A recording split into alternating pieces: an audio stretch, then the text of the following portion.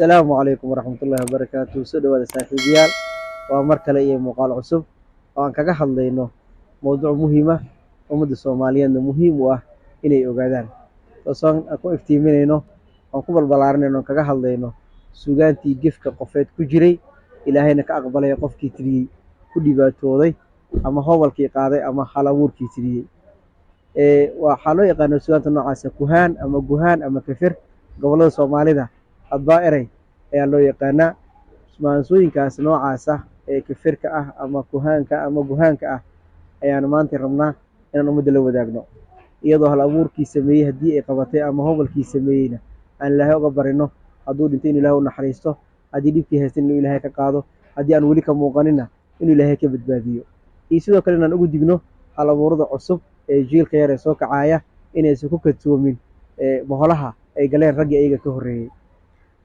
suugaanta noocaas ah oo kuhaanka ah waxaa jiro kuwa ma aragtay siyaado ah oo hal abuuradii tiriyey ama hobolladii qaaday aad u qabtay oo qaar ka mid ah geeri ay ku sababta waatana soomaalida dhahdo hebel afkiis ayaa la saaraa ereygiisi ayaa looga dhaweeyey waxaa jira maansooyin noocaas ah oo qofkii tiriyey ama qofkii qaaday ku dhibaatooday aan ku horeyno heesuu qaado cabdinaasir macalin siciid ilaahay u naxariistee ahaydna heestiisii ugu dambeysay uu qaado heesta waxaa loo yaqaanaa maryan cabdinaasir erayo ma aragtay wuxuu heesta ku qaaday geeri iyo ka sheekeyna iyo geerida ma aragtay ka bacdi qofkii siduu ma aragtay hawlihii deet cabdinaasir wuu geeriyooday hal abuurada iyo ma aragtay dadka sugaad u dhuun doloola waxay sheegaan in cabdinaasir ilaahay aga dhabeeyey ereyada isaga uu ku heesay ereyada heesta waxaa ka mid ahaa maryumaadka mootane qabriyada mar hore galay baa magaceygii lagu daray balmalee marinkii siraad baan malaa'igaha isku jiirnay madow badnaan naartan maalmo joogay milicsaday jannadii markaa cabdinaasir wuxuu leeyahay mowtida dhimatay ee waa hor dhimatay ee malyumaadka ah liiskoodii ayaa magacayga lagu daray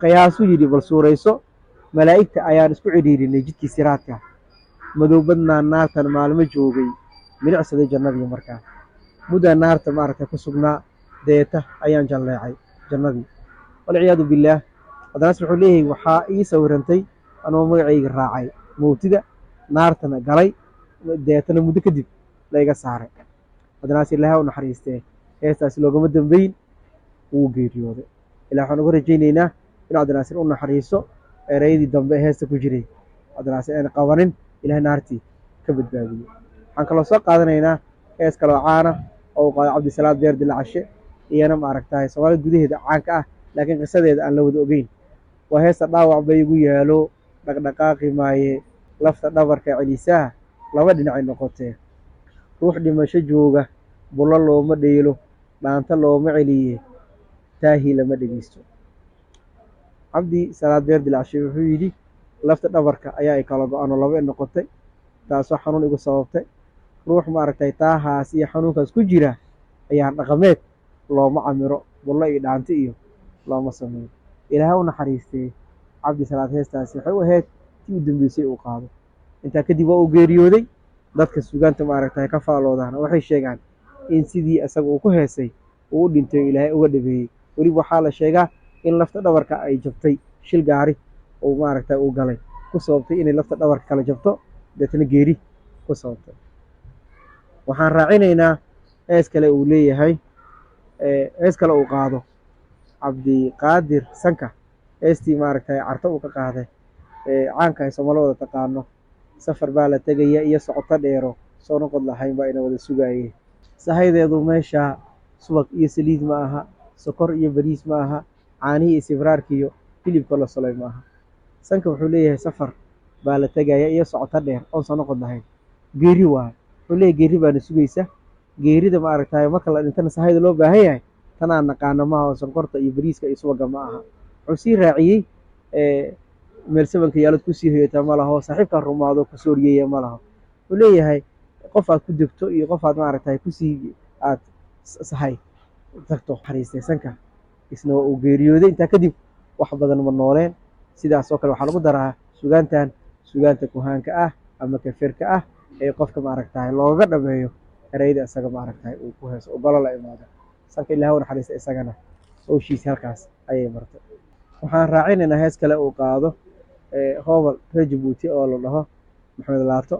maxamed waxaa la sheegay intaanu heestan qaadin ka hor nimay noloshiisa uga aadan tahayoo oo isu dul saaran tahay ahaa, laakiin heesta ay wuxuu ku muujiyey maaragtay belo basanbase iyo baas. ilaahayna waa aga dhabeeyey. intaa kadib ninkii waxaa la yidhi jahwareer baa ku dhacay oo noloshaa laga doontay, jaantaa rogan baa heshay. wuxuu ogaaday in heestan laga raacay, dib buu ka qaaday, ereyadii maaragtay gefka ahaa inta bedelay iyo ereyo wanaag iyo duca ah ku bedelay. ilaah waxaan uga baryaynaa inuu maaragtay noloshiisa ninkaas u hagaajiyo, wixii uu marayna ka kabsado. heesta waxay leedahay: heegaan arkayoo hinqaday, xareedeedii higsaday, ma hoorine waan hingaday. haraadkii igama bi'in, hamuuntii waan qabaa, hablaha taa nugu jecelaa ayaan kugu hilmaamayaa. anigu hawshaan qabiyo uqdaa ii gaar ahoo, sidii huuriga baddoo dabayluhu halis gesheen, hawadu way iga xuntoo cidlaan hahaabayaa. wuxuu leeyahay nin xareed iyadoo arkay maaragtay iyo biyo arkay, laakiin aan ku haraad bixin ayaan ahay. waxaan la mid ahay nin badweyn galay, mawjaduhu la kaceen, cidlaan hahaabayaa, oo meel u qabsado iyo meel u maaragtay ciirsi tago waaye yaan ahay. ninkan waxaa la sheegay dhibaato badan kala kulmay, maaragtay ku kaliftay inuu hees dib u qaado oo uu duco ku bedelo. waxaa kaloo jirto hees ay qaado binta cumar jacal oo caana soomaalida taqaano, ay leedahay: haddaan nin dambe u baroorto, haddaan baxsano iraaho, aniga balaayo ha iga raacdo. intaa ka hor gabadh dhalinyaro oo caafimaad qabto oo firfircoon ayay ahayd. markaas kadib sidii ay sheegtay ay samaysayo, nin baa maaragtay ay ku xarag xiratay, wixii ka raacay baa ka raacay. inti rasaasaa lala dhacay, way ku coryaantay, lug ayaa maaragtay dhaawac halisa ka gaaray. heesta dib bay ka qaaday, waxay ku bedeshay: haddaan nin dambe u baroorto, haddaan baxsano iraaho, aniga barwaaqaba ha iga raacdo. hablo badanoo gadaasheed qaadayna sidaas ay u qaadeenoo ducada ah. waxaa kaloo jira cabdi aadan xaad qays. cabdi qays asaga wuxuu sameeyey hees caana oo dhulka waan socdaa waan dhaafsana heestii ahayd.